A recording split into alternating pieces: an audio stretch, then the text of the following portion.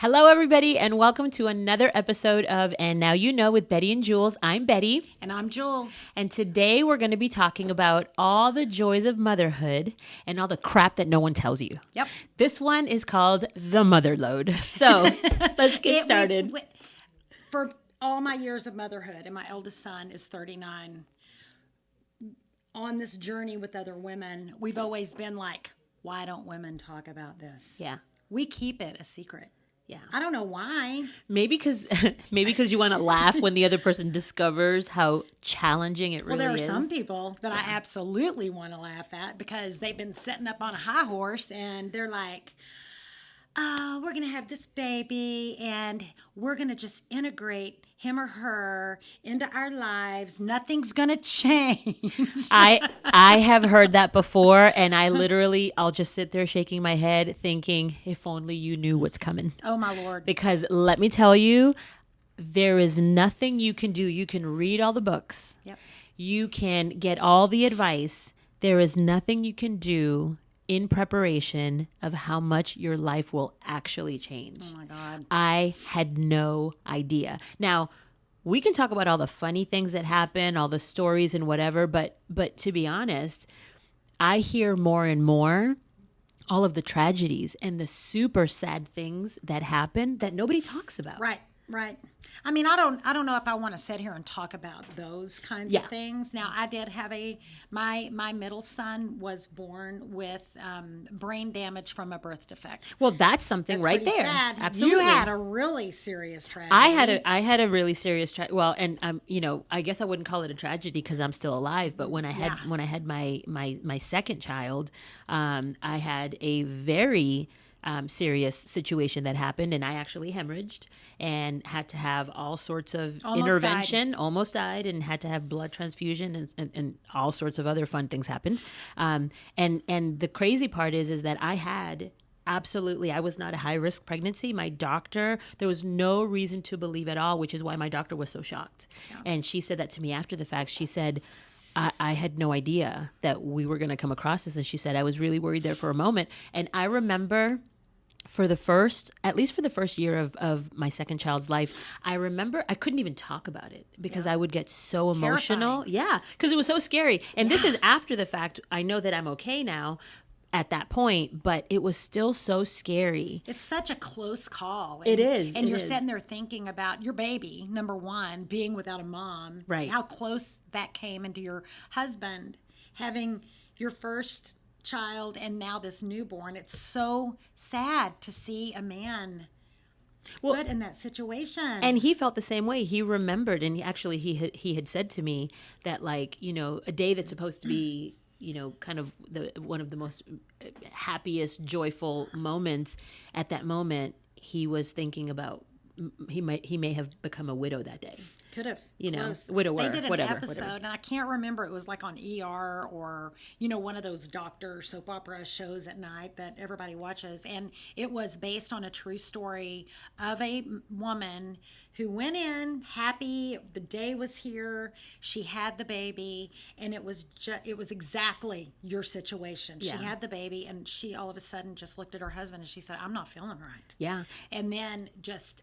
It looked like a murder scene. Absolutely, and here's what you don't hear. We're not trying to scare Yeah, we're not y'all. trying to scare you, and actually we are gonna tell this part of the story. Yeah, we're but gonna then we'll tell lighten it up a funny little bit. parts. We'll lighten it up. Yeah. But I will tell you that what they don't tell you is that how common it actually is. The whole hemorrhaging thing, and to further, talk about that, not only is it more common than we think it is, but there are also way more people that die from it than actually recover. And actually, there was a social media influencer that this was just posted on Instagram, probably 30 days ago, not more than 30 days ago. And I actually don't remember her name exactly, but I saw her post, and her husband made her post on her page, and it was so incredibly sad. They were first-time mom, super excited, to have the baby, and she passed away. Oh my gosh. She did not make it. So he is now a single father to this brand new baby that he's going to have to raise on his own. And I mean, that's so tragic. That's so sad. It's so sad. And I've got 3 boys and I've got 2 stepdaughters. all three of my pregnancies were, I would say, fairly normal. I mean, with my first one, I got gestational diabetes. I had high blood pressure. I got put on bed rest for the last 3 months. So that wasn't all that normal. But my son was born fine. Typical big. Your first one, He yeah. looked like he had rubber bands on his arms. He was so fat and perfect and beautiful. My second one, like I said, had a brain injury from a birth defect, but we didn't know. He was also perfect. And then my last one had he couldn't breathe and ended up having what's called laryngomalacia and severe acid reflux and just all these things that make you have some true grit in getting through sleepless nights. I was telling Betty before we started recording this that my first pregnancy, I was 21 years old. I've got fairly curly. I used to have curlier hair, but change of life occurred. My hormones changed and hair got straight. But first baby, I am visualizing myself with long, straight hair, sitting on a window seat. Everything's white and clean and perfect. And I'm steeping a cup of hot tea and you can smell it. It's like cinnamon and orange and yummy goodness. And I'm reading a book. I'm dressed in this kind of Angora fluffy cow neck sweater. Snow's falling outside. My beautiful, perfect pink baby is sleeping peacefully in his little cloud of a bassinet. And then bang! Stop! That is not what happened. I bargained with God at night at 3:00 in the morning. My son's swinging, screaming his face. He's pink, all right, because he's screaming so hard. Yep. And I am looking at him and I'm talking to God and I'm saying, God, if you will make this baby sleep all night, just one night, I will never smoke another cigarette in my life. I just stopped smoking like 4 years ago. Yeah. It did not work. I get ready for sleep deprivation. Well, and this is what they don't tell you about. You are expected to function at the highest level of normalcy with this haze that now, like, I'm telling you, my kids are 16 and 13. At the time of this recording, my kids are 16 and 13. And I literally feel like over the last couple years, like I finally am coming back to normal. Like I really like feeling like myself again, feeling like I can sleep again, because I cannot believe what actually happens to you. And you end up having to learn how to function in this haze with no sleep. And you have to be the multitasking queen. You have to think about everything. And you can be in your room while your baby's in the nursery and they're supposed to be taking a nap, right? And you're supposed to be, you're trying to do a million things in a 90-minute period, you know, and sometimes they don't nap. No, so you're trying to do all this stuff, and then you have this superpower hearing where you can hear a pin drop in that room over there. It is the craziest thing. You're trying to do laundry. You're trying to fix bottles. You're trying to pump. You're trying to do this. You're trying to do that. And if you have a job, good God. I know. If you're still trying to go to work, I remember I chose not to go back to corporate right after having my kids. And so I actually started a business so that I could I still earn a living, still do the things that I needed to do for the family, but I did it the way I wanted to do it. It was too difficult for me in my brain to think about the whole daycare thing and the whole full-time job. And I nursed my babies. So for me, I didn't want to pump at work. Right. I didn't want to do any of that. And I know people do it. So it's all good. I actually applaud you for doing it because I'm a firm believer in that being a really great thing to do for your babies. Yeah. And so for the dedication that you have to have and the commitment to lugging that thing around, and I almost said something else, but I mean, some women, my aunt was an example. She tried to stay home with her kids. I remember her telling me the story because I chose to stay at home with mine too. And she said that she would lose her mind if she tried to stay home. Yeah. And she had a word for them that I'm not going to say. but she had to drop them off and get out Yeah. and let her brain cell. That's how she survived it. Well, But I remember burning Kraft macaroni. I couldn't even make macaroni and cheese out of the box because you have this brain fog because my last one just turned 23, and Betty wanted me to say this because I do say this. I just stopped crying. She says it all the time. About getting my positive pregnancy test. Oh, yeah. Yeah. 23 years ago. Now, I adore him. He was a challenge. If I'd had him first, I probably wouldn't have had any more. She always says that too. And when he was little, and oh my goodness, he was just really... Yeah. Betty caught the tail end of it when we met. Richie was probably at his high point of being crazy. Yeah. But I would grab him when he was little and say, "You are going to be my best one." And now he's the sweetest thing ever. He is, and he's so cute. I mean, he's 23, so he's, he not looks this like little a boy. Linebacker for the Dallas Cowboys. He's a big boy. And when he wraps his arms around me and hugs me goodbye or hello, nothing feels like that. Yeah. It's just, it's worth it. But just, I'm at a place where when somebody tells me they're pregnant, I don't know whether to say congratulations or I'm sorry. But I always go and write their name down in my prayer book. In your prayer book. And I pray for them.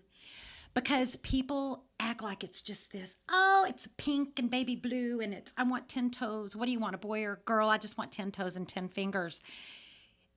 Get on your knees. Yes. And beg God for a healthy baby, a healthy pregnancy, a healthy mommy. And for strength. Because, as we all know, there are a lot of things do happen, and not everybody is born healthy, and unfortunately, some don't make it, whether it's the baby or the mom. So there's a lot of things that happen. You have to be mentally prepared. We don't want you to be afraid, but we also want you to be aware, because I just think that I don't think you get the full truth early on. And for me, I'll say I have two. I have my daughter and my son. And when I had my daughter, I actually had a really great pregnancy. Mm-hmm. My pregnancy was super easy. I think I only maybe, threw up once.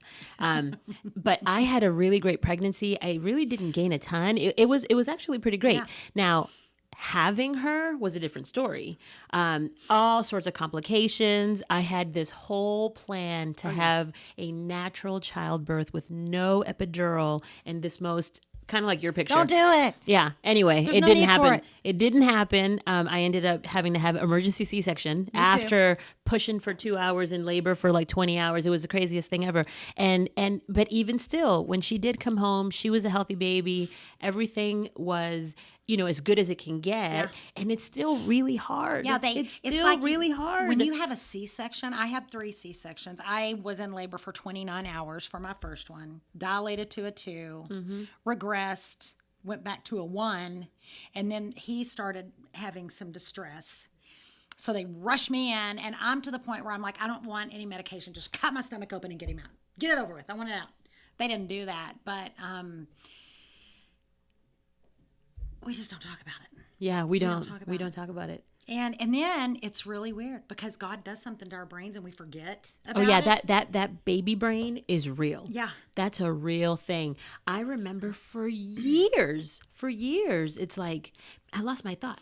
Oh, yeah. I can't remember. What was I doing? Why did I walk into this room? Like, seriously. I still do that. Yeah. Well, I'm telling you, I did. It did go away after a little bit, although I feel like it's coming back right now. But I think this time it's maybe age. I don't know that it's the baby thing anymore. But it's the craziest thing what happens. And I will say that for my son, after having, like you said, her first son was like, awesome.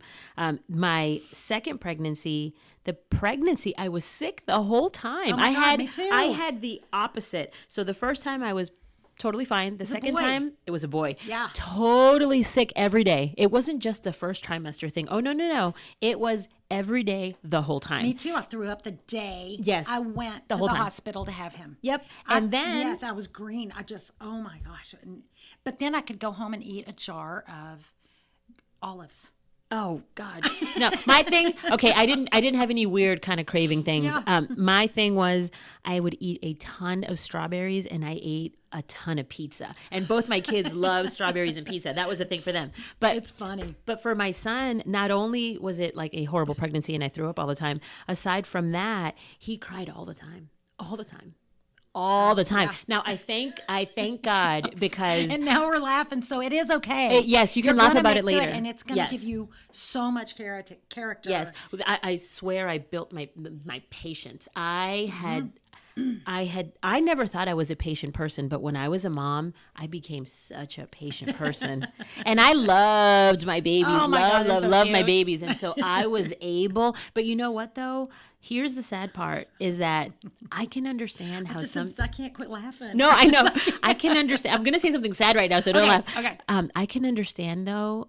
Postpartum is a real thing too, Oh, and I man. can understand how dark it can get. Oh, me too. Because it's so hard, and people don't understand all of that happens, and it really kind of takes you out of your brain. I feel like you do feel like there's something wrong with you, but it's so. My God, it's a scary place. When I had my second one, I kept thinking that it would feel good to ram my car into a concrete wall. And my brain, I knew logically that was going to probably kill me and them. I didn't do it. I talked to my doctor. If you're feeling weird things like that, please, please, please talk to your doctor about it. Oh, yeah. Which I Oh, did. yeah. That's I very got some serious. help because that is not a normal thought. And unfortunately, some women go through such deep, dark postpartum depression that they do things that normally they would not have ever done. Right. It's real and it's sad and it's so hard. I remember sitting out on the patio with my second one inside crying, and I was sitting out on the patio by myself in the dark crying because that wasn't postpartum. I'd gotten through that, but I just needed some sleep. Yep. And honestly, aside from all the physical changes that happen, aside from that, your life is no longer your life. No. And people think we're going to give you some truth here. People think that they can just plop a baby into their world and that they're going to live by this strict schedule of this like perfect thing. Let me tell you, you're on that kid's time. Right. And if they decide that, let me tell you what has happened to me more than once. You are ready to leave the house. I never even wanted to leave the house, but here you are, ready to leave the house, which was probably like, 3 months later. I swear I didn't leave my house for the first 2 months. So you can't even take a shower. Yeah. So I leave my house with my daughter, and I'm nervous about everything because now I have a baby bag, and you need the stroller, and you need the car seat, and you need this, and you need that. You've got to have extra and bottles. Yes, and you have everything packed, in case you have any blowouts, which is a real thing, which is exactly what I'm going to say. And if you don't know what a blowout is, you better get ready. Get ready. And that's exactly my point. I think they make diapers now that help with that. Well, I hope I so. do But too. here she would be looking so adorable in her cute little outfit and her cute little bow and whatever's going on. And the second, it's like we get in the car, the second I drive off the driveway, you hear it. You hear it, and I'm not kidding when I say this. I'm going to be a little graphic, but it is all the way from the diaper to her neck. Yep. And that is not something you can clean With a baby wipe. with a baby wipe No. or in the car. That is, A bath. yep. Now Gotta you go got to home. go all the way back home. See, this is the stuff we're talking about. The stuff that no one tells you, that you have to be so flexible and so patient. And, if you're going to meet someone for lunch or dinner, or if you're going to have any kind of plans, make sure they know that you have a newborn, because they don't care about your time. This is all about their time and what they need. And I mean, you have to fix it. You have to address it right then and there. You can't just leave the kid in the car for a 30-minute drive. No. Like, you really can't do that. So your life is no longer yours. You are now at the mercy of this 8-pound Little 3-month-old bundle of child. joy. Bundle of joy. Yes. And they are. They Gosh. are. They are. And I love my are. babies. I love my know, babies. I But know. man. Well, my third one, with his breathing issues and his projectile vomiting from his acid reflux, we had to weigh his poop so we knew what was coming out. And then we had to hold him on his side, and we had to thicken his formula, because he was aspirating, and half of it would come out of his mouth, and so we had to use a burp cloth and see how much and weigh that. Oh my gosh. And so we could see how much food was getting in him.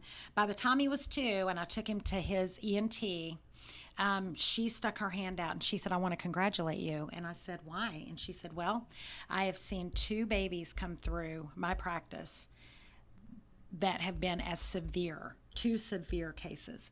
Your son was one of them. I did not expect him to live." Wow. And let me tell you, sleep deprivation is a form of torture. Like, they use it in MIA torture camps to try to get people to talk, or you lose your mind when you don't get sleep. Yeah, and it's true. You do. Richie would sleep about 20 minutes at a time, and then his larynx would collapse. Oh, and my he God. would wake up. Yeah. And I was afraid he was going to die, so I just let him sleep on me all the time, all day.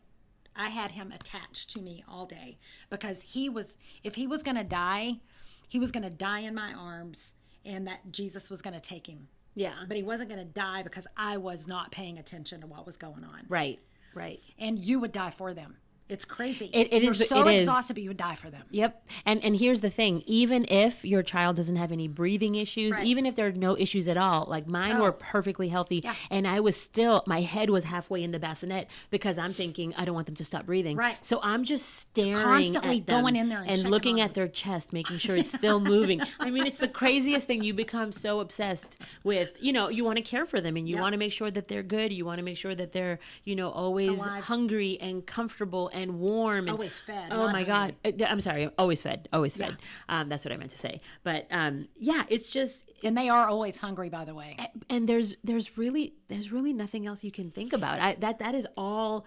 My brain capacity was just on that. And look, I know that women are women have superpowers, and women can do a million different things. But honestly, this is where I think, like, you need a little grace too, and you need to be able to figure out a way to do all the things that need to happen for the baby. But man, you can't neglect yourself. Yeah, no. You cannot neglect yourself. Put your oxygen mask on you first. Get some help. Now, back in our day, there were no such thing as, nurses and nannies. I didn't have a live-in nanny. I didn't have any of that. I did get a nanny with my 3rd one. I had to, because I had to take a nap. Yeah. In the afternoon. So that was my gift to myself, because my husband didn't help me very much. He was working. Yeah. And so I did get her. And man, it's nice. In most cases, you can't, or you don't, right? So you haven't had one, and so you have to learn how to just make do. But man, you just have to be careful not to burn out. And there's a funny scene. This is in Sex and the City, the movie. The first one. The second one wasn't great, but the first one that was really good. Sorry, y'all. There's a scene where Charlotte, if you follow any of this, hopefully you've seen the show and you know the characters that I'm talking about. But it's hilarious because Charlotte is in the kitchen and she has Lily, I think Lily and Rose were the daughters' names, and she is bragging about wearing her vintage Chanel white pencil skirt that she's wearing in the scene. Baking cookies. And icing them. One is in the high chair and the other one is painting or, coloring a picture. And she walks up to her and she's on the phone and she's all distracted and she's trying to do a million different things. And the baby girl puts her hands on her butt, leaving her handprints, and her hands were in paint. Leaving red on this vintage Chanel white pencil skirt. And so what does Charlotte do? She goes in the pantry, she closes the door, and she sits down and she's crying. And she is just sobbing, crying her eyeballs out. And I think that her husband Harry comes in and opens the door and finds her in that state. Well, and then the next thing she does is she gets up, she wipes her tears, and then she just kind of gathers herself and then goes back out. Okay, this is the story of what we all do. And the difference here is that I think we need to talk about the crying in the pantry moment versus always looking like a Stepford wife and always looking like everything's perfect, because it's not true. It's not true. It's not real. No. You're not looking all made up with your hair, completely perfectly done with a perfect outfit on. That is not the reality. No. That's not what it looks like. It looks like sweatpants and a big top knot. That's what it looks like. Well, let's go back to my window case, snow, pink baby sleeping, perfect scene.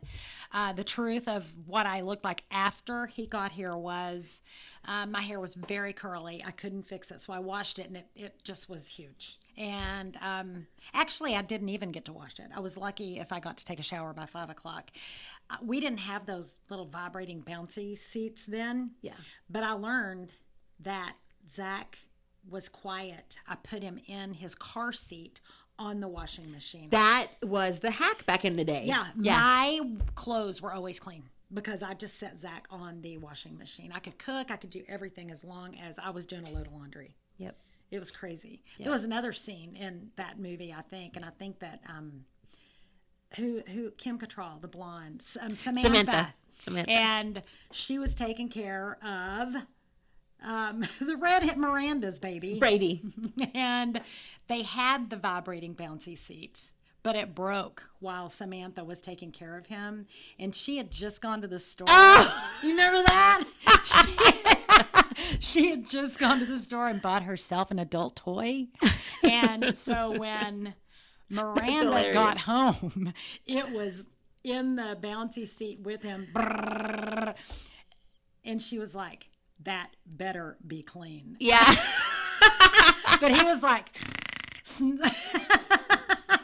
anyway, the vibration, get the vibrator bouncy seat. Not Samantha Jones's version of a vibrator, but the bouncy seat, because it does work. I don't know why. There's all sorts of new, like my kids are teenagers now, but over the last decade, they have come out with the craziest technology, like everything. I remember even from, my kids are 3 years apart, and even from my when my daughter was born to when my son was born, I remember I came across all these new discoveries, and I felt like life was easier with my son because of the convenient things that I came across.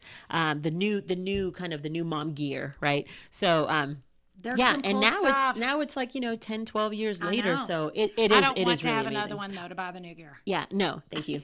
All set, thank you. I remember, it's funny. We were working for a company, and usually if you live in the United States, I don't really know many companies, big corporations that offer a very good maternity leave. If you're in other countries, specifically in Europe, theirs is amazing. But the husband gets it too. Yeah, we don't have that here. So we started working for a company, and I remember theirs was actually quite generous. Well, it's because the CEO was a woman, and so I remember saying, "Yep, of course, this is awesome." And I remember thinking to myself, like, I did not want to have a child, but I remember thinking, "Ooh, that's a really amazing." It almost makes you want to think about it just to take advantage of the maternity leave, and then 2 seconds later you snap back and say, well, absolutely you realize not. that time off is not time off. You're going to be working harder than you are working. Yeah. I mean, and it's not 8 hours, it's 24. Yeah, you were working the whole time. That's the other thing. There literally are you don't accrue PTO. Nope. You don't get sick days. Nope. Motrin is a mom's best friend. It is a true statement. If you wake up and you're feeling bad, just get the Motrin going and just push through, because go back. You just made me think of something. Go back to your reality of your beautiful picture that you had pointed out to yourself with your lovely orange blossom tea or whatever you were drinking. Cinnamon orange. It's cinnamon orange. Okay, so. Oh, yeah. Instead of drinking tea, I wanted to drink whiskey. For sure. But you can't even do that because. No, you can't. You don't want to wake up with a hangover. That's for darn sure. You really can't do that. I mean, you can't do that. No, that's not a good thing. You can't do that. That would be absolutely horrible. But I'm glad that I've got all of my children. Yes, and they are me now too. Adults, and we have I don't want any more. Much fun. I don't want any more. I don't, and it has led me to the full understanding that I really love my own children, but I'm not a fan of children. And I might get in trouble when I go to heaven for saying that. I think they're cute. Yeah. And I like to look at them and maybe hold them for a minute, but I don't want to take them home. You know, it's funny. It's funny because the comment that you made earlier about, you know, when somebody tells you they're pregnant, I actually pause for a moment because I when people are pregnant that want to be pregnant, Yeah.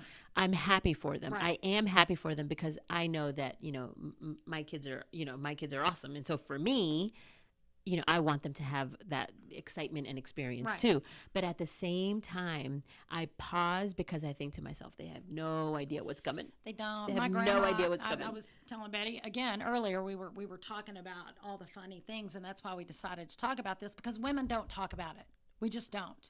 And I remember being in high school, and you know, there were always these girls who thought they were better than everybody mean else. They were girls. the mean girls, and I'd go to my grandma's house and be crying, and no, she said this to me, and she's so mean, and she thinks she's so incredible, like the, you know, the whoever show. And my grandma would just sit there and calmly say, "It ain't nothing that a couple of babies won't take care of," and it's true. Babies are God's way of humbling you.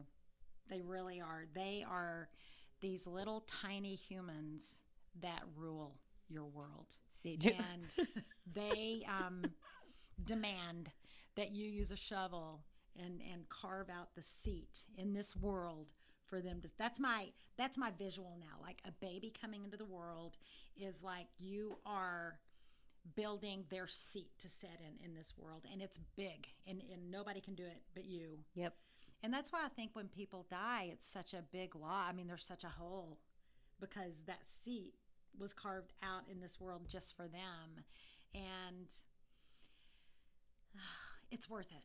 It's worth it. Okay, so now that we're talking about this whole thing, let's talk about marriage and babies and what that looks like, because it's really important for you to not lose focus of your marriage when the baby gets here. And it's easy to do that. So the reason I'm bringing it up is because you can just like look at your husband and go, I don't have time for you anymore. Yeah. And you can't do that. You need to put a bubble of protection around that marriage. And, you know, my rule of thumb is at this point in my life on my blank number of marriages is put God first, then your marriage, and then your kids, and then work. Yeah. So you don't want to lose the marriage because you had a baby. Right. And I think that that's what happens with a lot of people. They get so consumed with the baby that they forget about their partner. Now, there is a different thing. Like, what we want is understanding from our spouse or our partner. What we want is understanding, and we don't want them to throw a tantrum because the attention is off of them. We don't want that. But what we do want is to still have a level of connection that you still have to maintain. You can't just forget about the marriage. Right.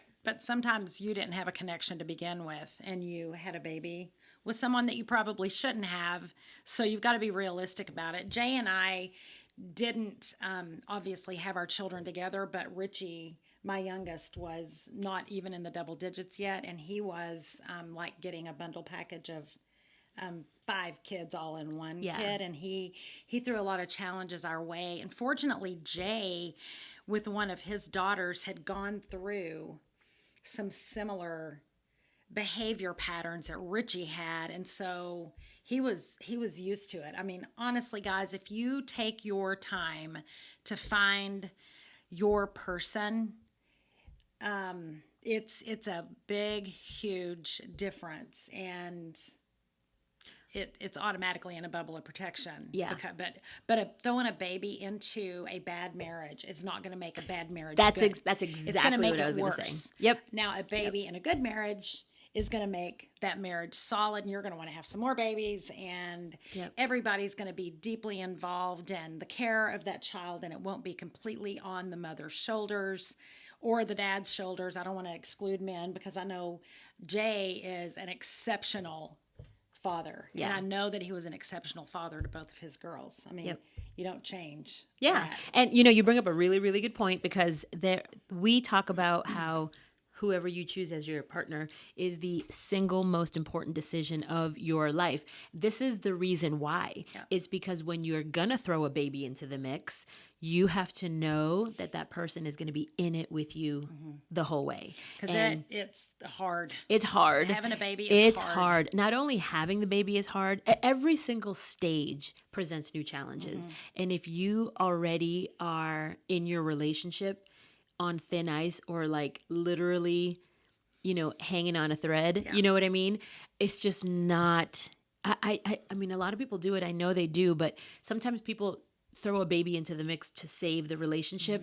Please don't do it. Please don't do it. Please don't do it. If you learn nothing else from this whole entire episode, we just want to tell you, motherhood is a beautiful thing, and it is the most challenging thing that you will ever experience, and it will only be harder if you're married to the wrong person, if you're having children with the wrong person. Yeah, and Bette is in the role of being a single mom right now. I have been in the role of being a single mom. And we don't get married and think that we're going to have a couple of kids and get divorced. Yeah. That is not Definitely what we not. signed up for to do. Right. And being a single mom is hard. It's hard. It doesn't matter if you've got money. You are still the person for that child to go to. Yeah. And, we had lunch with a friend the other day, and she asked if you could go back and change anything, would you change it? And I'm not really sure. I couldn't answer it, because if I could go back and know what I know, but then pick the parts of the life that I have now that I love, which are my children, and then maybe skip over some of the other things, I would do that. But I would not. So this is a good thing to know.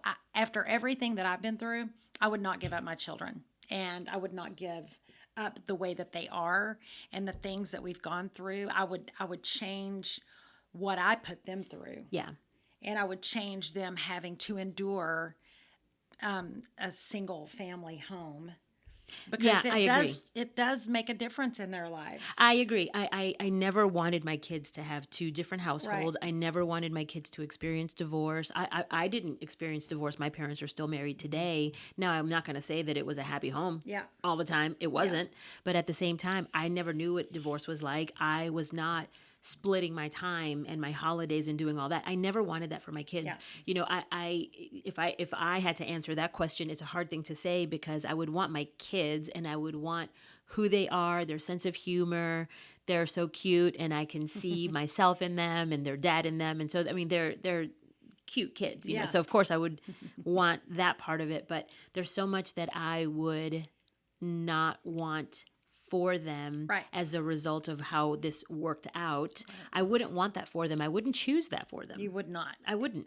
So, with all that being said, if you are pregnant and about to have a baby, make sure that you keep your marriage in the place it needs to be, because a happy home is going to grow up a happy kid into adulthood. Yes, and not that our kids aren't happy. Not that they are. right. But it is important. But it's hard. Right. And It's so really hard. and if you are not currently married or already pregnant, if you're not and you're dating, just for anybody who's watching this that isn't yet, really think about who you're thinking about matching with or marrying, and would that person, do you 100% believe all the way down into your soul, do you believe that they would be an incredible parent? Do you believe that they would be an incredible partner with you if the sky is falling and absolutely everything is going wrong around you?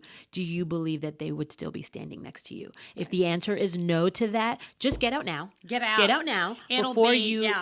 We're trying to save you some heartache. Spare just get out now. yourself the significant pain of having to pull yourself up by your bootstraps and figure out how you're going to make it work. Yeah. Because, and I'm just going to say one more thing. If you are married and have a baby or kids, you can't just say, I want a divorce. You've got to earn it, because it's not just you anymore. And it's not just about your happiness.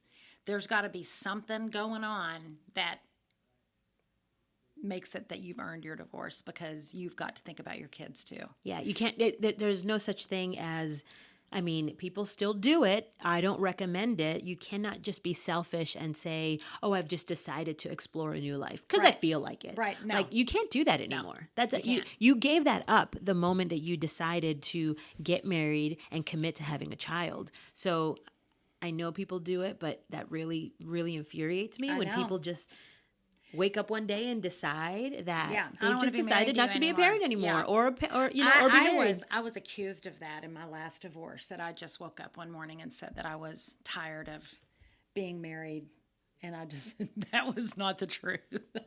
So I assure you, but I'm not going to divulge all the gory details of that marriage, but I did not wake she up. Earned that divorce. I earned it over and over and over again. Yeah. And that was the one I should have gotten out of at the first sign of bad times to come. But no, I subjected me and my children to years of things that we should not have gone through.